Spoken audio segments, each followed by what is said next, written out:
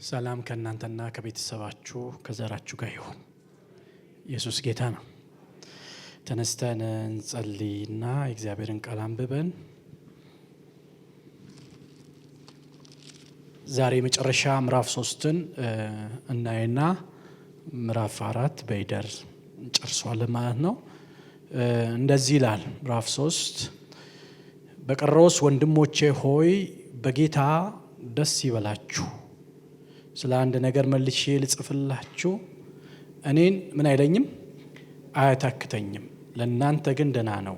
ከውሾች ተጠበቁ፣ ከክፉ ሰራተኞችም ተጠበቁ፣ ከሐሰትም መገረዝ ተጠበቁ።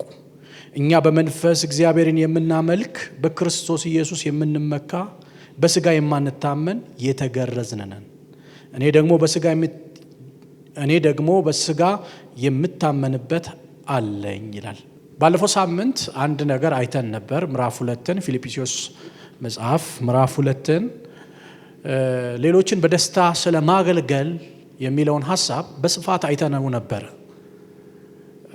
ሌሎችን በደስታ ስለማገልገል ምሳሌያዊ ሕይወት እንዴት ሊኖረን እንደሚገባ አይተን ነበረ። ሌሎችን በደስታ እንዳናገለግል ከሚያደርጉ ደግሞ ችግሮች እዛ ፊልጵስዩስ ምዕራፍ 2 ላይ ከተነሱ አንደኛው ራስ ወዳድነትና ከንቱ ውዳሴን፣ እነዚህ ክፉ ነገሮች እንደሆኑ ከህይወታችን ማውጣት እንዳለብን ሳምንት አይተናል። ያንን ነገር ልመለስበት ሳይሆን ተያያዥ ነገር ስለሆነ ከምዕራፍ 3 ጋር ትንሽ አስጨብጫችሁ ወደ ምዕራፍ 3 በቀጥታ በፍጥነት አልፋለሁ። አይታችሁ ከሆነ ዳዊት ስንማር ትምህርቱ ላይ ዳዊት እስራኤል ላይ የመጣውን ችግር ለመምታት ሲነሳ ለራሱ አይደለም።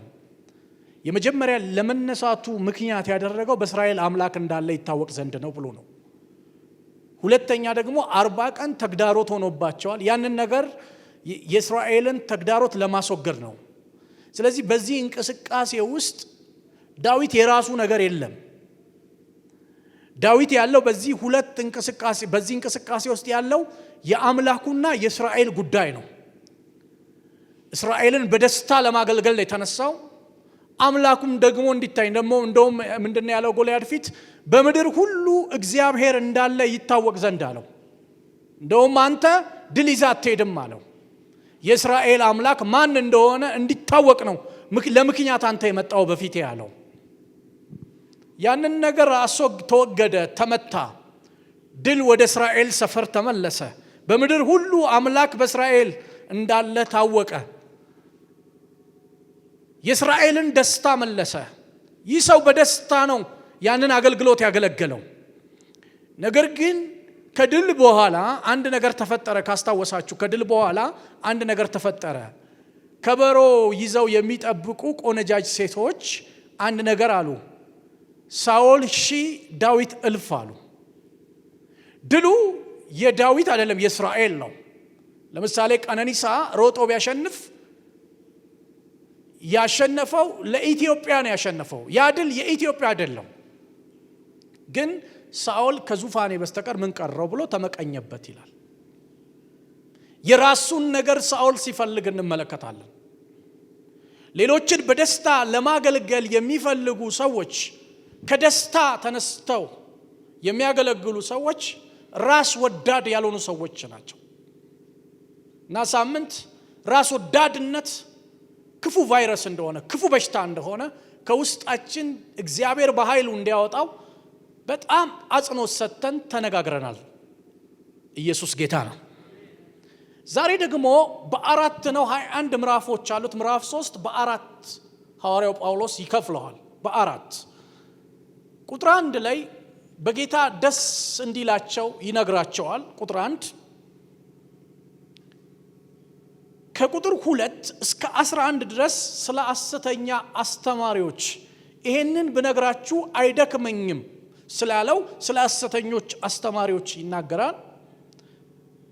ከቁጥር 12 እስከ ቁጥር 17 ደግሞ ስለ መንፈሳዊ እድገት ሐዋርያው ጳውሎስ ይነግራቸዋል። ከቁጥር 18 እስከ ቁጥር 21 ደግሞ የሐሰተኛ አስተማሪዎች ባህሪ ምን እንደሚመስል ቁጭ ያደርጋል። እንግዲህ ጳውሎስ ፊልጵስዩስ ምዕራፍ 3ን ሲጽፍ ከአራት ነገር ተነስቶ ነው። አንደኛ አማኞች ምን መሆን እንዳለባቸው፣ የፊልጵስዩስ አማኞች ምን መሆን አሁን ዛሬ ወደምንናገረው ማለት ነው ምን መሆን እንዳለባቸውና ቀጥሎ ደግሞ ከምን መጠበቅ እንዳለባቸው ይናገራቸዋል። ሌላ ደግሞ እድገቶቻቸው መቀጠል እንዳለበት፣ መንፈሳዊ እድገቶቻቸው መቀጠል እንዳለበት ያወራቸዋል።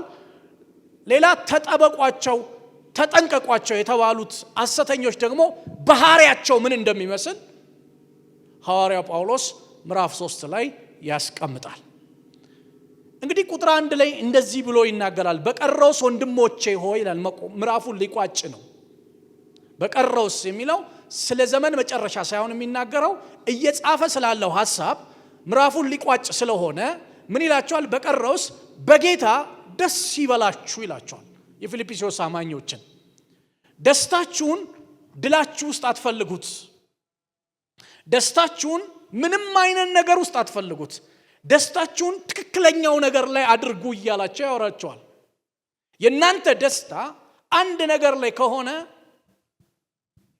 ደስታችሁ ሊቆራረጥ አይችልም። የሁል ጊዜ ደስታ ይኖራቸዋል ይላቸዋል። የሁል ጊዜ ደስታ ከኪሳችሁ መጀመር የለበትም። ከድላችሁ መጀመር የለበትም። ከስኬታችሁ መጀመር የለበትም። ለምን? ህይወት ስቴብል አይደለችም። አንዴ መውጣት አለበት፣ አንዴ መውረድ አለበት። ይህንን መልእክት የሚጽፍላቸው በሮም እስር ቤት ውስጥ ያለ ሰው ነው የሚጽፍላቸው። መልእክቱና ያለበት ቦታ የሰማይና የምድር ልዩነት አለው። በጣም ምቾት ቦታ ያለ ይመስላል። ይሄን መልእክት ሲጽፍ እስር ቤት ውስጥ ሆኖ ነገሩን አልፎ ይጽፍላቸዋል። 16 ጊዜ ነው በአራት ምዕራፍ ውስጥ ደስ ይበላችሁ፣ ደስ ይበላችሁ፣ ደስ ይበላችሁ፣ ደስ ይበላችሁ የሚል ቃል የሚናገረው። እኔም ዛሬ ባርካችኋለሁ። ደስታችሁ ለዘላለም በጌታ ይሆን። ወገኖቼ ስሙኝ፣ ሰላማችሁ፣ ደስታችሁ ከሱ ከተነሳ ማንም ሊወስድባችሁ አይችልም። ማንም መውሰድ አይችልም። በምንም መበላሸት አይችልም። ደስታው ከጌታው የሆነለት ሰው የመጀመሪያ ባህሪው ምን አይነት ባህሪ እንዳለው ታውቃላችሁ? ሁል ጊዜ የኃይል መታደስ አለው። የሁል ጊዜ መንፈስ አለው። ደስታዎቻችሁን ሁኔታ ላይ ካደረጋችሁ ኮንስታንት ሆኖ እስከ መጨረሻ መሄድ አይችልም። እስከ መጨረሻ መሄድ አይችልም። ለምን? መክብብ መጽሐፍ ላይ ለሁሉም ጊዜ ያለው ብሏል። የደስታ ጊዜ ያለው፣ የሐዘን ጊዜ ያለው፣ ነገሮች ክረምትና በጋ እንደሚፈራረቁ፣ ቀንና ጨለማ እንደሚፈራረቁ ህይወት በሰው ህይወት ውስጥ ብዙ ነገሮች ይፈራረቃሉ። ለዚህም ኢዮብ ምን ብሏል? የሰው ህይወት በምድር ላይ ብርቱ ሰልፍ ነው ብሏል። በብርቱ ሰልፍ መካከል ነው የምትመላለሱት። ስለዚህ ማድረግ ያለባችሁ ደስታችሁን ማላይ ነው ይላል ጳውሎስ ሲናገር። ደስታችሁን ጌታችሁ ላይ ማድረግ አለባችሁ ይላል። ለዚህ አንዳንድ ኤቪደንስ ልንገራችሁና ሰዓት ካለኝ ቶሎ እያደረኩ ምዕራፉን እዘጋላችኋለሁ። ምን መሰላችሁ? ጌታ ኢየሱስ ክርስቶስ አንድ ሰው መጣና አንድ ጥያቄ ጠየቀው። ጌታ ኢየሱስ ክርስቶስን ከወንድሜ ጋር ርስት እንድካፈል አድርገኝ አለው።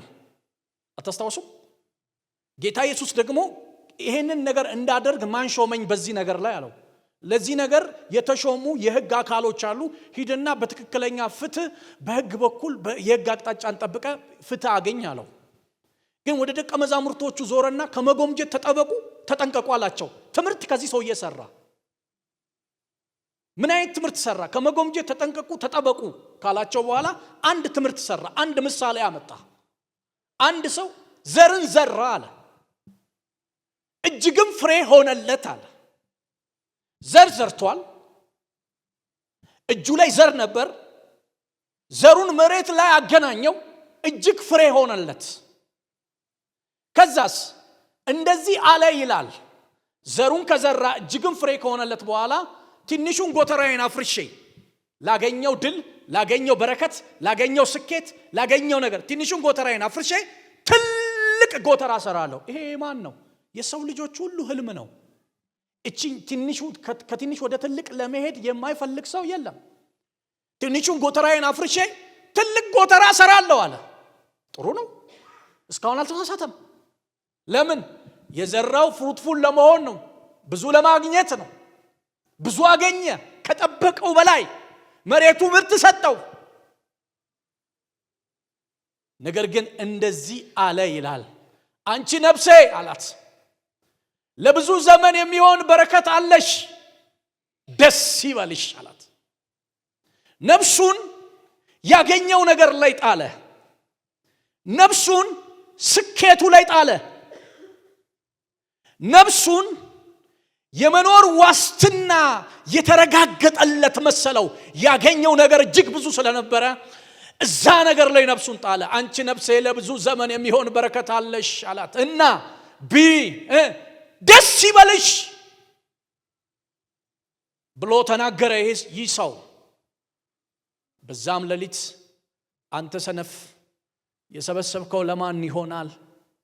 ዛሬ ሌሊት ነፍስህን ይወስዳታል ይልና ቀጥሎ ያለ እግዚአብሔር የሚሰበስብ ይህንን ይመስላል።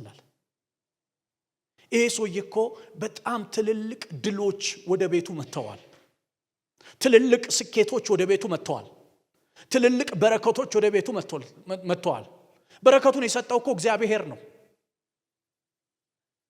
ደስታውን ግን ያገኘው ነገር ላይ ጣለ። እዚህ ቤት ያላችሁ ቅዱሳን ደስታችሁ ያገኛችሁት ነገር ላይ አይወድቅም። ደስታችሁን መጣል ያለባችሁ የሰጣችሁ ላይ ነው። እንዲህ ቢል እንደዚህ ብሎ ቢናገር ደስ ይለኛል። አንቺ ነፍሴ ደስ ይበልሽ፣ ለብዙ ዘመን የሚሆን በረከት አምላክሽ ስለሰጠሽ፣ ጌታሽ ስለሰጠሽ፣ ንጉስሽ ስለሰጠሽ።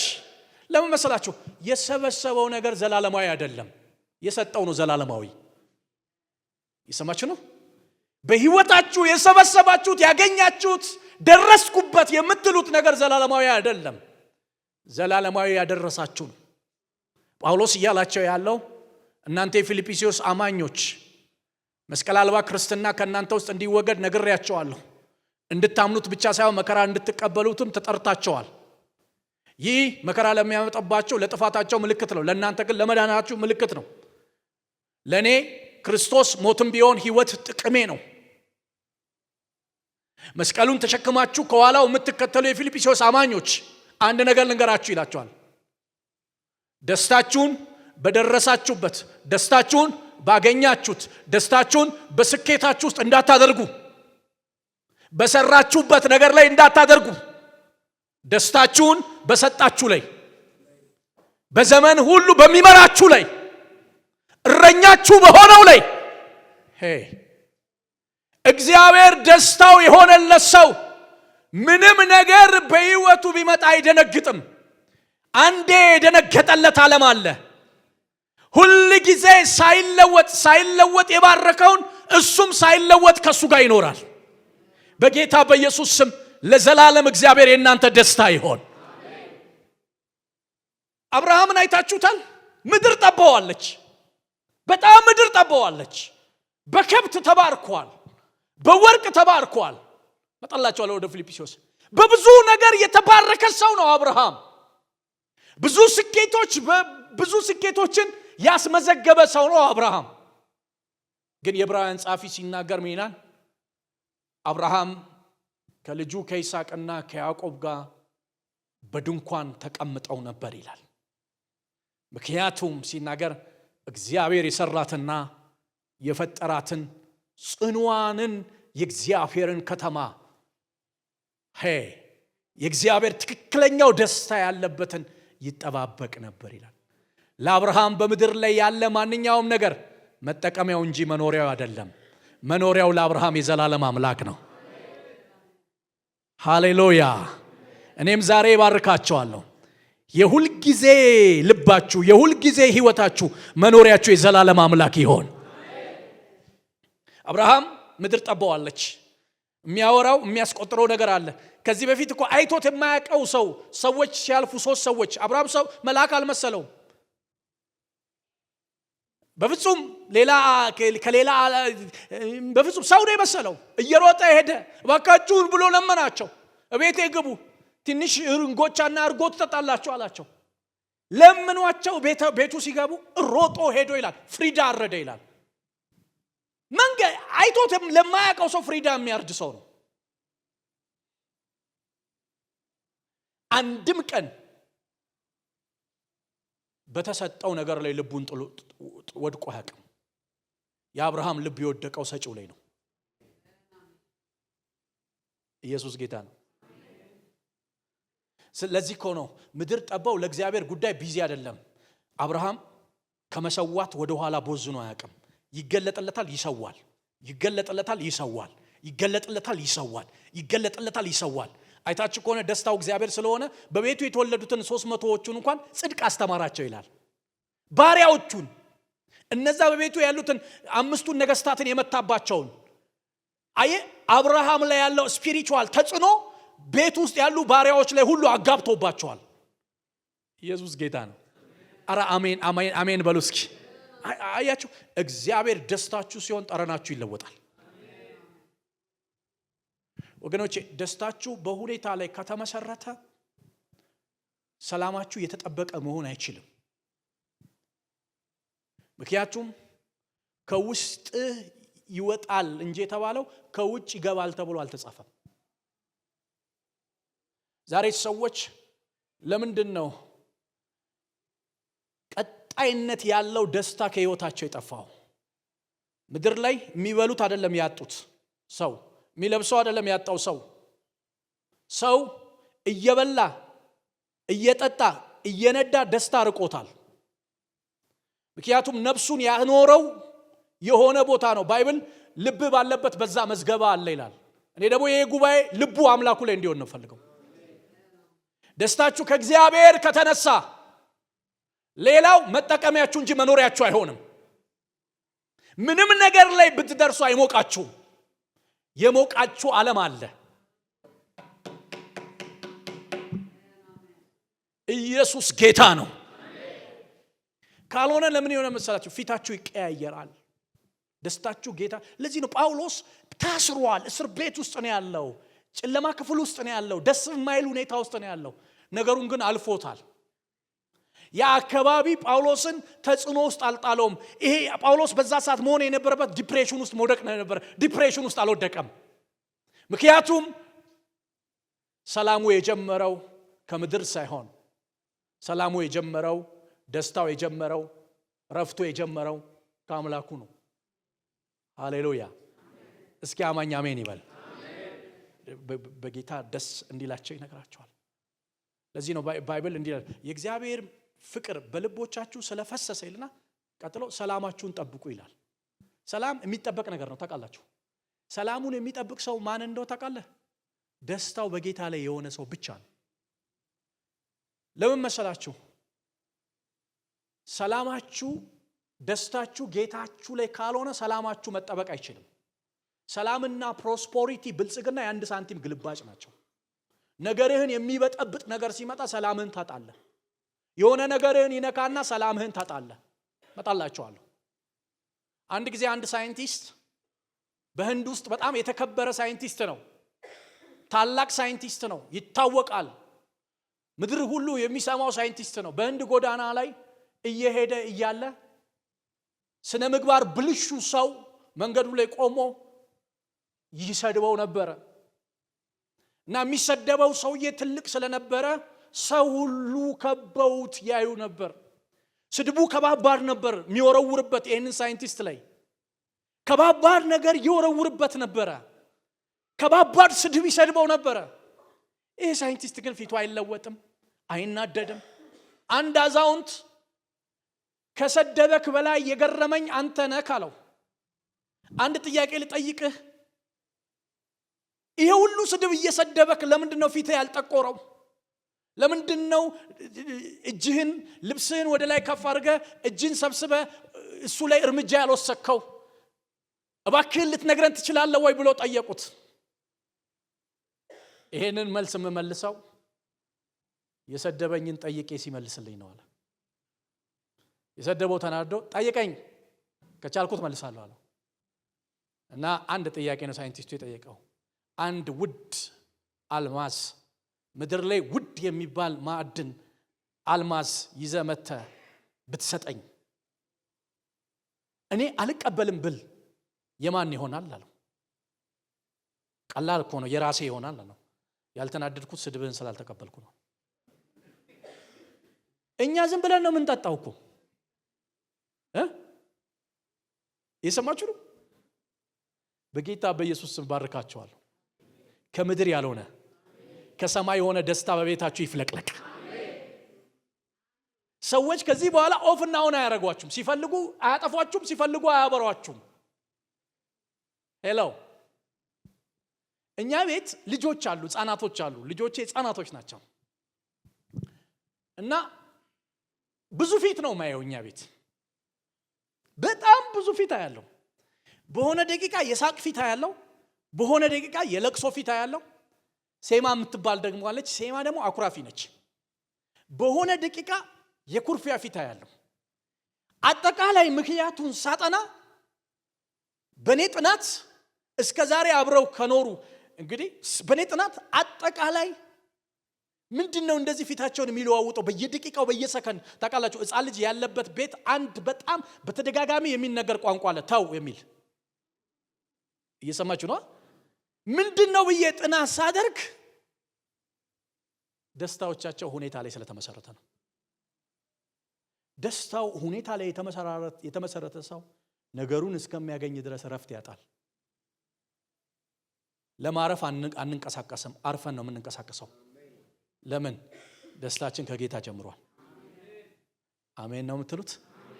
ምንም ነገር ስሙኝ፣ እዚህ ዓለም ላይ ያለ ነገር ይሄንን ነገር ሳገኝ አርፋለሁ ብትሉ ልክ ስትደርሱበት ተራ ነው የሚሆነው። ረፍት ጌታ ኢየሱስ ብቻ ነው። እስኪ አማኝ ጮ አሜን ይበል እስኪ። ረፍታችሁ ጌታ ኢየሱስ ብቻ ነው ሊሆን የሚገባው። ደስታችሁ ጌታ ኢየሱስ ብቻ ነው ሊሆን የሚገባው። ጳውሎስ ትምክህት የሚያስፈልግ ከሆነ ይላል እዚህ ፊልጵስዩስ ምዕራፍ 3 ላይ ምን መካበት ነገር አለኝ የሚለው ነገር አለ። ቆይ ነገር መጣላችኋለሁ።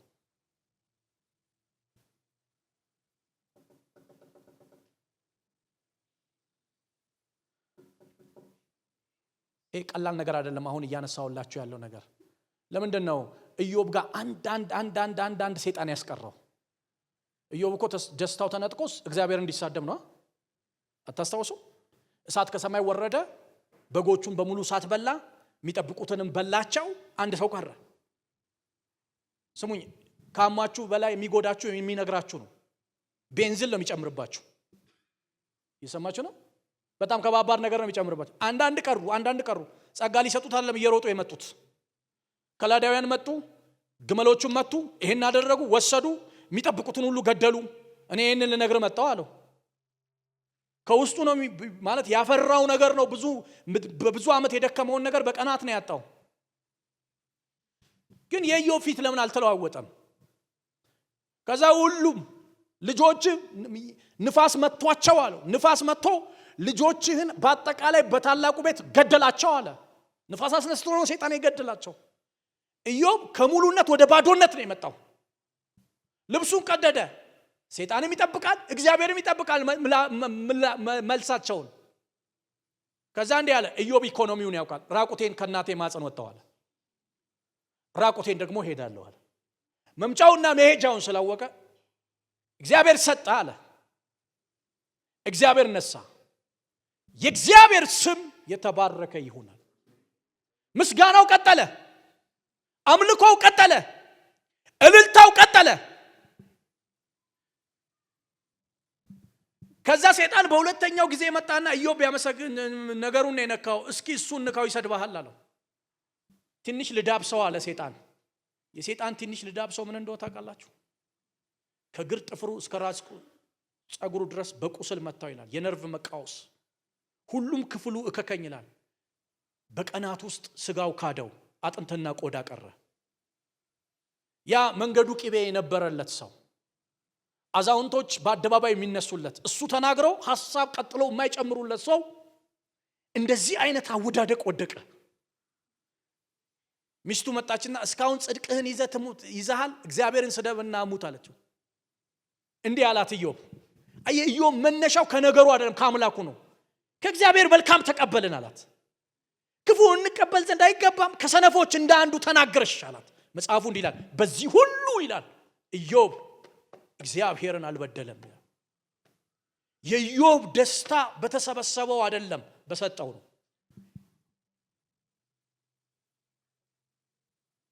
ምላችሁ ፈልጌ ነው መሰላችሁ። እኛ ከተማ ያየሁት በኔ እድሜ ያየሁት አንድ በንግድ በጣም የሚታወቅ በጣም ጎበዝ ነጋዴ ሰው ነበር።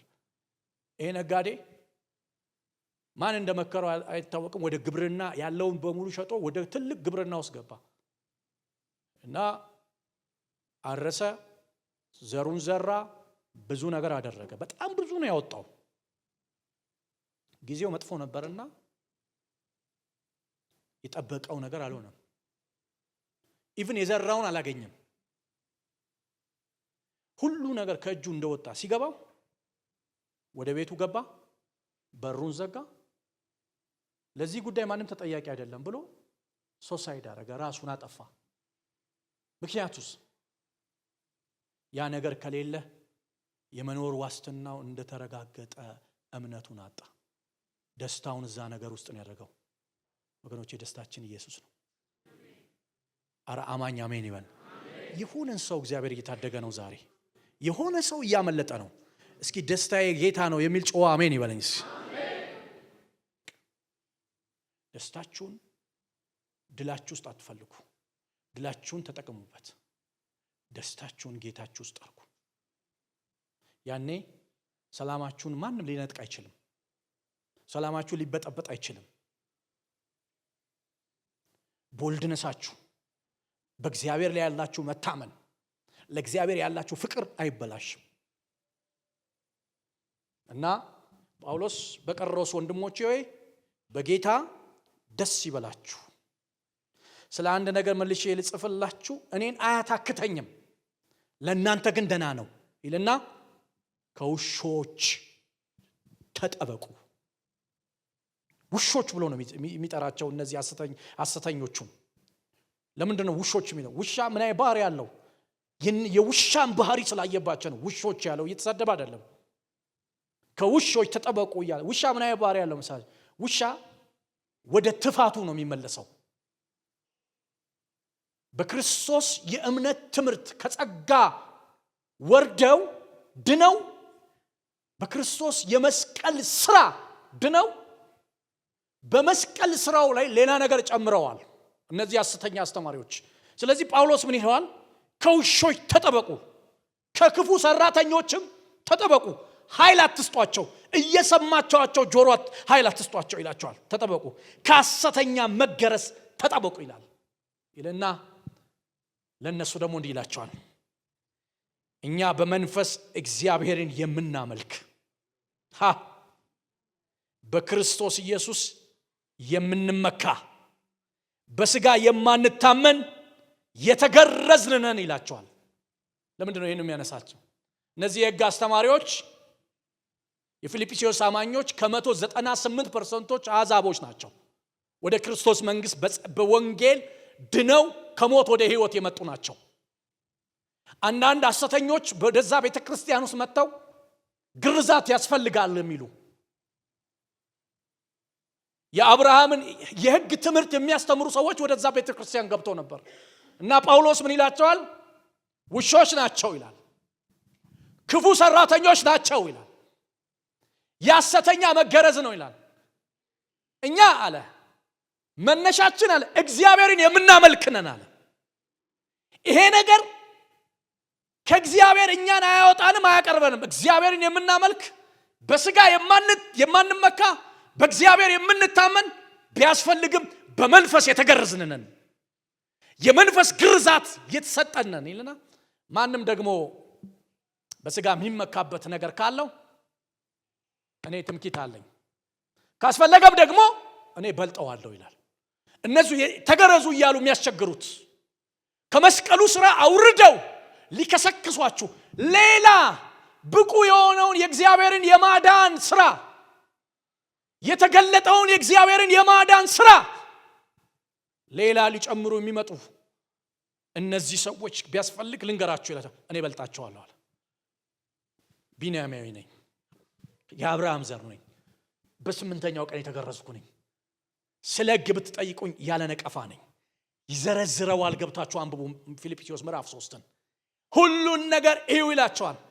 ይሄ ሁሉ የኔ ነው ነኝ ይላቸዋል። ማንም የሚበልጥ ቢመስለው እኔ በልጠዋለሁ አለ። ነገር ግን ለኔ ረብ የነበረውን እንደ ጉድፍ ቆጥሬዋለሁ። ለምን? በክርስቶስ በማመን የሚገኘውን ጽድቅ ለማግኘት። ሃሌሉያ ሃሌሉያ ሃሌሉያ። እንዳያሳቅቋችሁ ይላቸዋል። እንዳያሳቅቋችሁ። እነዚህ ግን ውሾች ናቸው፣ ወደ ትፋታቸው የተመለሱ ናቸው። እነሱን በመስማት ለነሱ ጊዜ በመስጠት ጉልበት አትስጧቸው ይላቸዋል ጳውሎስ። ለምን? ስለ አንድ ነገር መልሼ ልጽፍላችሁ አያታክተኝም፣ ለእናንተ ግን ደና ነው የሚለው ስለ ሐሰተኞቹ ነው። ስለ ሐሰተኞቹ ነው። እንደውም ልንገራችሁ የኔን ውሽ ቢሆንልኝ በሞቱ እንድመስለው፣ ወደ ሙታን ትንሣኤ እንድደርስ፣ በሞቱ እንድካፈለው እመኛለሁ ይልና አሁን ግን ይላቸዋል። ስለ መንፈሳዊ እድገት ይናገራቸዋል። በቃኝ የሚል መንፈስ እንዳትይዙ ይላቸዋል። ይሄንን የሚለው ማን መሰላችሁ? የበቃኝ መንፈስ እንዳይኖራችሁ አሁን ግን እንደያዝኩ አልቆጥርም ማለት። የኋላዬን እየረሳው የፊቴን ለመያዝ እዘረጋለሁ ይላል። በኔ ህይወት ውስጥ እድገት አልቆመም ማለት። በኔ ህይወት ውስጥ እድገት ቀጥሏል ማለት። ከነዚህ ሰዎች ራቁ፣ ከነዚህ ሰዎች ተጠበቁ። እናንተ እግዚአብሔርን የምታመልኩ በክርስቶስ ኢየሱስ የምትመኩ መመኪያችሁ ጌታችሁ የሆነ እነሱ ዘር ቆጠራ ውስጥ ተረት ውስጥ ገብተዋል። ኢየሱስ ጌታ ነው። አሜን ትላላችሁ? እናንተ እንደዛ አይደላችሁም። ማንም ጫና ሊፈጥርባችሁ አይገባም። ጳውሎስን በጣም ከሚያስከፋው ነገር አንዱ በመስቀሉ ስራ ላይ የሚዋሹ ሲመጡ ያለቅሳል፣ ይከፋል፣ ይበሳጫል። ለምን? ትክክለኛውን ኢሜጅ ትክክለኛውን የመስቀሉን ስዕል የሚያጠፉ ሰዎች ስለገቡ ስሙኝ ንገራችሁ ለደቂቃ ለቆ አይገዛላቸው። በማመን ያገኛችሁ ጽድቅ መመኪያችሁ ነው ይላቸዋል። በማመን ያገኛችሁ ጽድቅ እግዚአብሔርን የምታመልኩበት ነው ይላቸዋል። ኢየሱስ ጌታ ነው ይላቸውና ቀጥሎ ምን ይላቸዋል? የራሱን ፍላጎት በሞቱ እንዲመስለው ወደ ሙታን ትንሣኤ እንዲደርስ እንዲካፈለው እንደሚመኝ ይናገርና አሁን እንዲያስቆ አልቆጥርም። እድገታችሁን መጨመር አለባችኋል። እድገታችሁ እስከ ልሳን መሆን የለበትም ይላችኋል። እድገታችሁ የሆነ መንፈሳዊ ቋንቋ እስከ ማወቅ እስከ መዘመር ብቻ መሆን የለበትም። እድገታችሁ እስከ መስበክ መሆን ብቻ የለበትም። እድገታችሁ ሁል ጊዜ ግሮዝ ማድረግ አለባችሁ። መንፈሳዊ እድገቶቻችሁን መጨመር አለባችሁ ይላችኋል። ይሄንን የሚለው ማን እንደው ተቀላችሁ? ዛሬ ይሄ ሰውዬ ይሞግተናል። ማን? ጳውሎስ። ይሄንን የሚለው እኮ በስጋ ይሁን በመንፈስ አላውቅም ይላል። አንድ ሰው ግን ወደ ገነት ተነጠቀ አለ። ሰው ሊሰማ የማይችለውን ምን አለ? ሰማ አለ። ስለራሱ ነው የሚናገረው። ስለራሱ እንደውም በሌላ ቦታ በመገለጥ ታላቅነት እንዳልታበይ አለ። መውጊያ ተሰጠኝ አለ። ወደ መገለጥ ታላቅነት ላይ የደረሰ ሰውዬ አልያዝኩም ይላል። ሁሉ ጊዜ እግዚአብሔር ፊት ሲቀርብ ባዶ ሆኖ ይቀርባል። ይሄ ይሁንላችሁ። ሁሉ ጊዜ ባዶ ሆናችሁ የምትቀርቡበት መንፈስ በኢየሱስም ይሰጣችሁ። ጳውሎስ ውስጥ ጽድቅን የሚራቡና የሚጠሙ ብፁዓን ናቸው ይጠግባሉ ሲል የስፒሪቹዋል ራብ መጠን የለውም። መንፈሳዊ ራቡ መጠን የለውም። ሁሉ ጊዜ እግዚአብሔርን ይፈልገዋል። እንደያዘ አይቆጥርም። 13 መልእክት ጽፏል ተብሎ ይገመታል። 15,000 ማይልስ ለወንጌል ተጉዟል።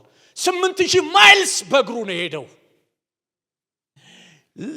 ጨርቁ አጋንንትን በሽተኞችን ፈውሷል። በጳውሎስ አገልግሎት እግሩ የሰለለ ዘሏል። ታላላቅ ታምራቶች መተውለታል። ተራሰው ሆኖ ገብቶ የከተማ ኩሌታ ተከትሎታል። እነ ኤፌሶን ተተክለዋል። እነ ቆሮንቶስ ተተክለዋል። እቺ ፊልጵስዩስ ቤተክርስቲያን ብዙ ድል ያገኘ ሰው ነው ጳውሎስ። በጳውሎስ ዙሪያ ብዙ ድሎች አሉት። አይሰማውም፣ ድሉን አይሰማም። እንደያዝኩ አልቆጥርም ይላል። እንደያዝኩ አልቆጥርም ይላል። አንድ ሎሬንስ ጸጋዬ ገብረ መድኅን ይላሉ፣ ሁል ጊዜ ይላሉ የትናንትና ድሌ ባሪያ መሆን አልፈልግም ይላል። ለአዲስ ድል እንዳልዘጋጅ ትናንትና ያመጣሁትን ድል እረሳዋለሁ። ለምን? ለአዲስ ድል እንድዘጋጅ ያደርገኛል። ጳውሎስ እንደዚህ ነው ህይወቱ። ሁል ጊዜ ይዘረጋል። መንፈሳዊ ራቡ ብዙ ነው። ታውቃላችሁ የጠገበች ነፍስ የማር ወለላ እንደምትረግጥ መንፈሳዊ ጥጋብ ከዚህ ቤት ይመታ። አረ አሜን በሉ። ረሃብ ያስፈልጋል። ስፒሪቹዋል ረሃብ። ካራበክ መጸለይ አትችልም። ፓስተር ስለሆንክ አትጸልይም። ሐዋርያ ስለሆንክ አትጸልይም። ሰዎች የሚጠሩት ስያሜ እግዚአብሔር የሰጠ ስያሜ ስላለ ኖ በጣም ረሃብ ሲኖር ነው። እንደያስኳል ቁጥርም ስትል ነው። እዚህ ጋር ደርሻለሁ በቃኝ። ስለዚህ ቆሮንቶስ ፊልጵስዩስ ምዕራፍ 3 እየተናገረ ያለው ደስታችሁን በጌታ አርጉ፣ ከሐሰተኞች ደግሞ ተጠበቁ፣ ጆሮአችሁን አታውሷቸው፣ በዚህ ሊያሸማቅቋችሁ አይገባም፣ የክርስቶስን የመስቀልን ሥራ ከንቱ የሚያደርጉባችሁን አትወዳጇቸው፣ ወደ ቤታችሁም አታስገቧቸው እያላቸው።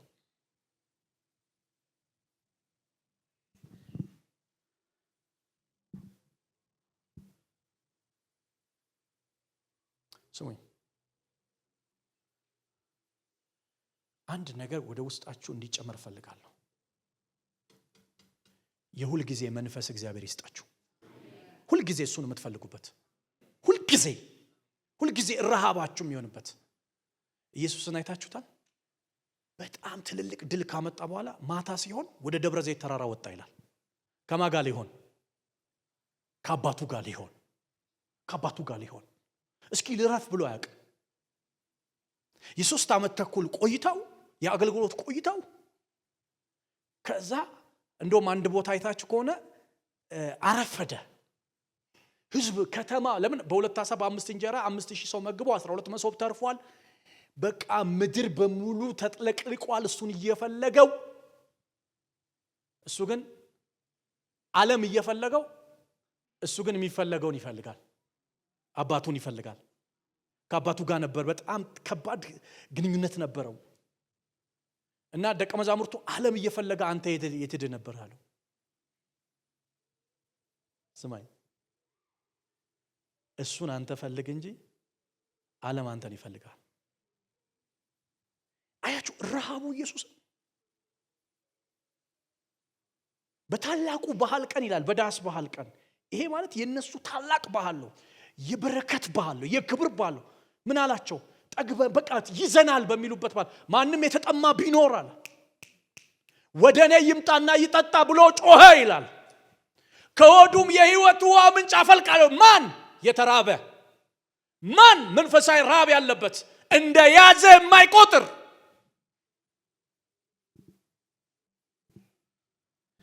እድገት የሚቆመው መንፈሳዊ ረሃብ ያላቸው ሰዎች ከቤተ ክርስቲያን ሲጠፋ ነው። መንፈሳዊ እድገት ይቆማል።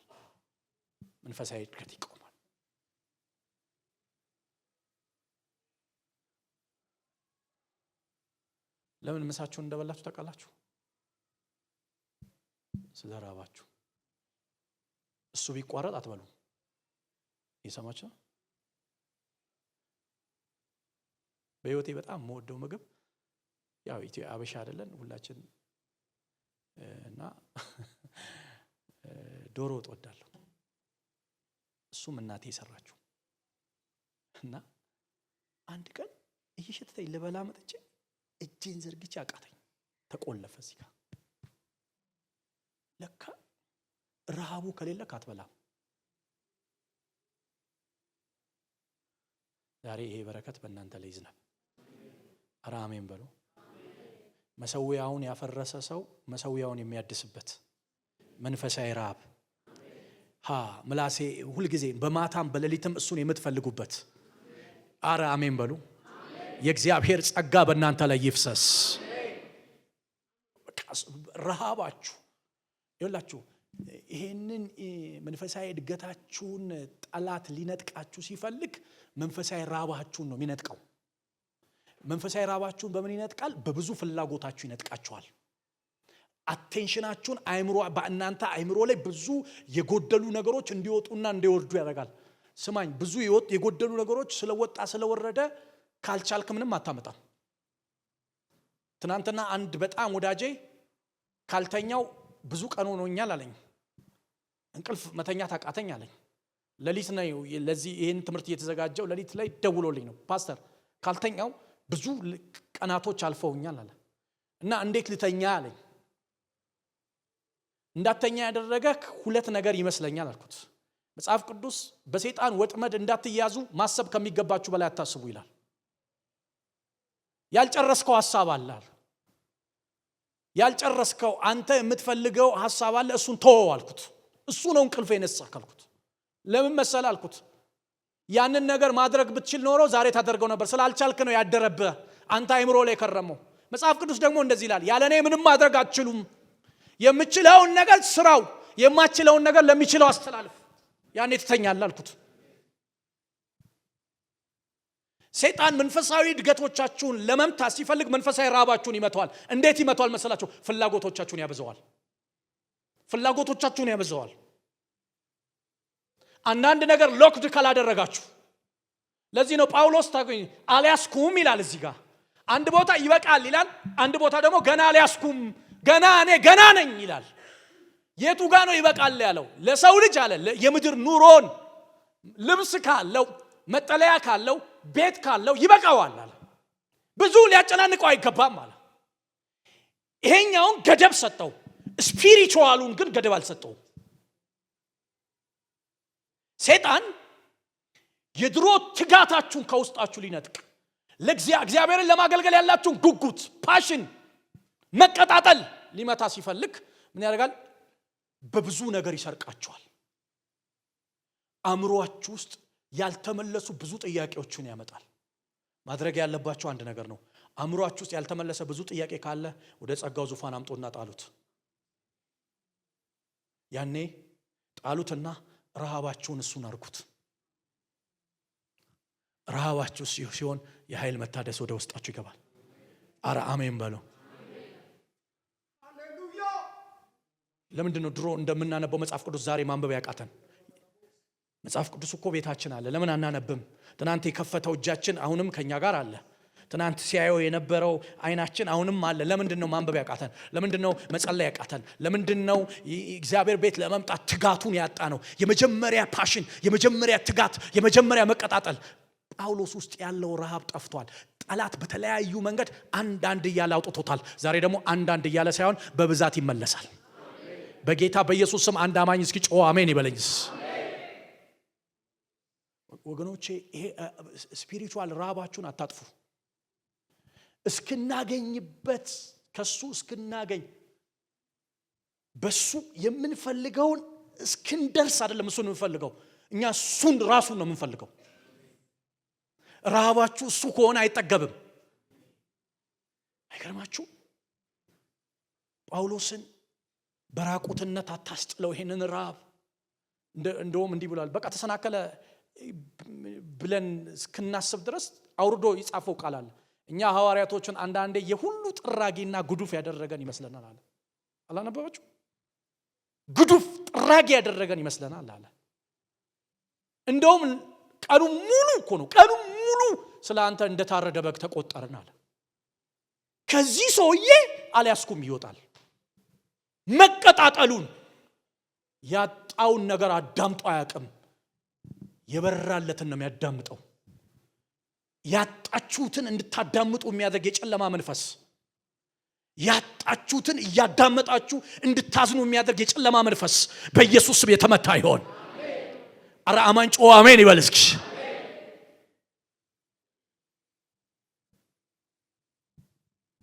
በጌታ ደስታችሁን ጌታችሁ ላይ ጣሉ፣ ረሃባችሁም ጌታችሁ ላይ ሆኑ።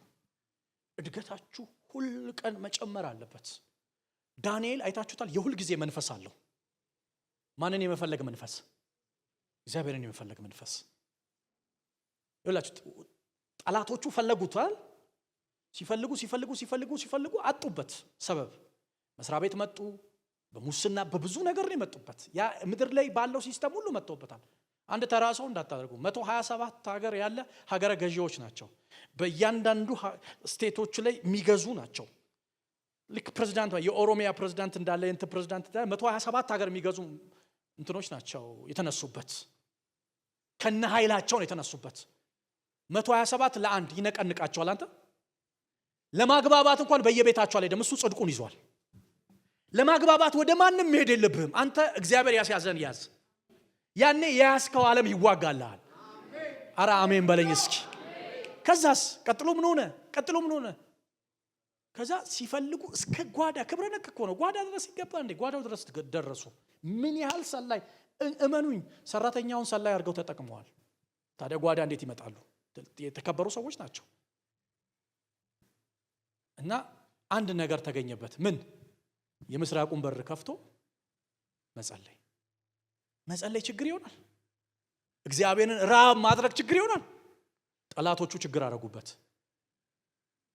እንደ ፋርስና እንደ ሜዲዮም ህግ ለ30 ቀን ሰው ወደ ህጉ የወጣው ለአንድ ሰው ለማጥመድ ነው። ለመላው አረጉት፣ አንዱን ለመግደል። እየሰማችሁ ነው? ይሄንን ማን ሰማ? ዳንኤል ሰማ። የተባለው 30 ቀን ነው። 31ኛው ቀን አይሁድ እኮ እዛ ምድር ላይ አለ 30 ቀን በቃ 30 ቀን እናርፋለን ብለው ሲቀመጡ በጥበብ እንጠቀም በቃ እንረፍ ሲሉ ሳይጸልይ ከሚኖር ጸልዮ ቢሞት ምርጫ ሆነ። ለምን? ፍጹም ረሃብ አለው። ፍጹም ረሃብ ደግሞ የሚመጣው ከፍቅር ነው። እየሰማችሁ ነው? ጳውሎስ ለዚህ ነው አሁን እንዳያስኩ አልቆጥርም፣ አሁን ፍጹም እንደሆንኩ አላስብም። እናንተ የፊልጵስዩስ አማኞች ለመያዝ ዘረጋለሁ አለ። እንዴት ትዘረጋለህ ሲባል የመጡ ድሎች አሉ በዙሪያዬ፣ ረሳቸዋለሁ፣ እተዋቸዋለሁ ሌላ ድል ለመቀበል፣ ሌላ የእግዚአብሔርን አሰራር ለመቀበል። እና እንደለመደው የምስራቁን በር ከፍቶ ተንበርክኮ ሲጸልይ ጠላቶቹ ያዙት። ጽድቅን ባለመጣል ተቋቋማቸው። ሲይዙት ግን ለአንዴና ለመጨረሻ ጊዜ አቆማቸው። እግዚአብሔር ረሃባችሁ ከሆነ ቁጥራቸው ብዙ የሆነ ነገር ቢፈልጋችሁም ትቋቋሙታላችሁ። ለአንዴና ለመጨረሻም ጊዜ ታቆሙታላችሁ። ለሱ የታሰበበት ጉድጓድ ውስጥ እነሱ ገቡ። ዘር መዘራቸው ገባ፣ አመለጣቸው። ለዘላለም ላያያቸው ተሰናብቶ ሄደ። ንጉሱ ግን እንዲህ ያለው የፐርሺያን ጥበብ የተማረ ሰው ነው። አንበሳ ጉድጓድ ውስጥ የገባ የተጣለ ሰው እንዴት ይኖራል ብሎ ያስባል። ለሊት መጣ እንቅልፍ። የልዑል አምላክ ባሪያ ዳንኤል ሆይ ያለው ንጉሱ ምን እንደተቀለች ሁል ጊዜ የምታመልከው አምላክ። ሁል ጊዜ ማለት ደስታ አለ፣ ሐዘን አለ፣ ራብ አለ፣ ጥጋብ አለ፣ ብዙ ነገር አለ በህይወት ውስጥ ይፈራረቃል። ሁል ጊዜ የምታመልከው አምላክ ሊያድን ችሏልን ሲለው ዳንኤል ከውስጥ ሆኖ ለምን ገብቶ አይለው? ዳንኤል ከውስጥ ሆኖ ንጉሶች 1000 ዓመት ንገስ፣ ጸሎቴ ተገኝቶብኛል አይደለም ያለው፣ ቅንነት ተገኝቶብኛልና መልአኩን ልኮ የአንበሶቹን አፍ ዘጋዋል። ለምን? የጸለይኩት ፉክክር ውስጥ ገብቼ አይደለም። ጸልያለሁ የሚል ፉክክር ውስጥ ገብቼ አይደለም። ካልጸለይኩ መኖር አልችልም። የአንተን ፊት ካላየው መኖር አልችልም። የአምላኬን ፊት ካላየው መኖር አልችልም።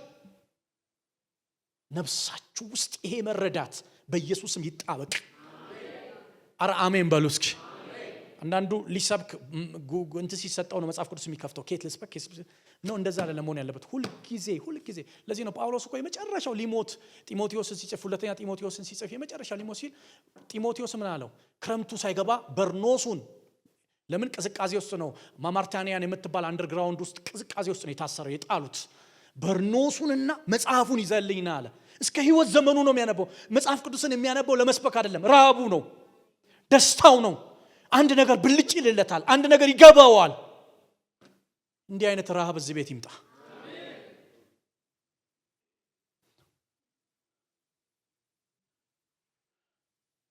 ወገኖቼ የተራቡ ሰዎች ያሉበት ቦታ ግሎሪ አለ፣ ክብር አለ። እስኪ ፕሮግራም ልካፈል ብለው ሳይሆን የሚመጡት እሱን ሊያዩት ነው የሚመጡት። ኢየሱስ ያድናል። ልጨርስላችሁ 2 ደቂቃ ስጡኝ። መጨረሻው ላይ ስለ እድገት ከተናገረ በኋላ ያስተኛ ሰዎች ባህሪን ደግሞ ያስቀምጣል ከ18 ጀምሮ።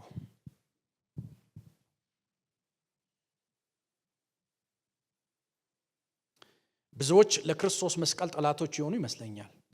ብዙ ጊዜ ስለ እነርሱ እላለሁ፣ አሁንም እንኳን እያለቀስኩ እላለሁ።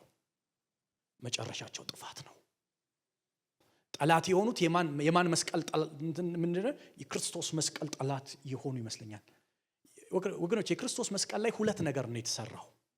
ጀስቲስ የእግዚአብሔር ፍርድ፣ ፍትህ እና ምህረት። ጀስቲስ የእግዚአብሔር ፍትህና ምህረት ነው። ፍትህ ወገኖች ሁሉ ጊዜ የበደለው ነው አለ መክፈል ያለበት። የበደለው መክፈል ስለማይችል ተበዳዩ መጥቶ ከፈለ። ጳውሎስ ሰው ወደ እግዚአብሔር መምጣት አይችልም፣ እግዚአብሔር ግን ወደ ሰው መምጣት ይችላል። አምላክ ሰው ሆኖ መጣበት። የክርስቶስ መስቀል ጠላቶች የሆኑ ይመስለኛል የሚለው ይሄን ክሮሱን አይደለም። እዚህ ላይ ተንጠለጠለ አንድ ታሪክ አለ፣ የተሰራ ትልቅ ሚስጥር አለ። የተፈጸመ የእግዚአብሔር ስራ፣ የተጨረሰ የእግዚአብሔር ስራ፣ ጠብ የተገደለበት የሞት ግድግዳ የፈረሰበት፣ ሁለቱን አዲስ ሰው በራሱ ያዋሃደበት፣ ርቀው ለነበሩት ሰላም ተብሎ የተሰበከበት፣ ቀርበውም ለነበሩት ሰላም የምስራች ተብሎ ተሰብኮ ወደ አብ እንዲገቡ ድፍረት የተገኘበት። ከዚህ በኋላ እኛ እዚህ አዛቦች የተባለው እንግዳና መጻተኛ የማንሆንበት የእግዚአብሔር ልጅ የሆንበት የመስቀሉን ስራ። ለዚህ ነው ጳውሎስ ዓለም ለኔ ከሞተችልኝ እኔም ለዓለም ከሞትኩላት ከክርስቶስ መስቀል ሌላ ትምክህት ከኔ ይራቅ፣ እኔና ዓለም የተለያየ ነው እዚህ ጋር ነው ይላል። በኢየሱስ ክርስቶስ ስም የዚህ ጠላቶች አትሆኑም፣ የዚህ ወዳጆች ትሆናላችሁ። እና የዚህን ሚስጥር ጠላቶች የሆኑ ይመስለኛል አለ። እግዚአብሔር ሰውን የታረቀበት፣ ሰው ከእግዚአብሔር ጋር የታረቀበትን ታላቁ ስራ የተሰራበት ኢየሱስ ክርስቶስ ከሙታን ማስነሳቱ ለኔ ትርጉም የለውም። 2 ዓሣ 5 እንጀራ 5000 ሰው ማብላቱ ለበላ ሰው ነው የሚጠቅመው፣ ለኔ አይጠቅመኝም። ለኔ የሚጠቅመኝ እዚህ ጋር ነው። እኔ ተገኘሁት እዚህ ጋር፣ እያንዳንዳችሁ የተገኛችሁት እዚህ ጋር ነው። በባህር ብሄድ በባህር ለሄደለት ነው የሚጠቅመው። ለኔ የሚጠቅመኝ እኔ ተወለድኩት ሞቶ ነው የወለደኝ። የዚህ ጠላቶች ናቸው አለ ባህሪያቸው። ለምን ጠላት ሆኑ ሲባል ሆዳቸው አምላካቸው ነው፣ ክብራቸው በነውራቸው ነው፣ ሐሳባቸው ምድራዊ ነው ይላቸዋል። እነዚህ ሐሰተኞች እንደዚህ አይነት ባህሪ ያላቸው አለ። ምድራዊ ነገር ላይ አይደራደሩም አለ። ሆዳቸው ነው አምላካቸው አለ። እኛ ግን አለ ከላይ የሚመጣ መድኃኒት የሆነ ክርስቶስ ኢየሱስ እንጠባበቃለን። ኢየሱስ ጌታ ነው። አሜን ትላላችሁ? ምዕራፍ 3 በዚህ ሁኔታ ተዘጋ። ለጌታ ክብር ስጡ፣ አጨብጭቡ።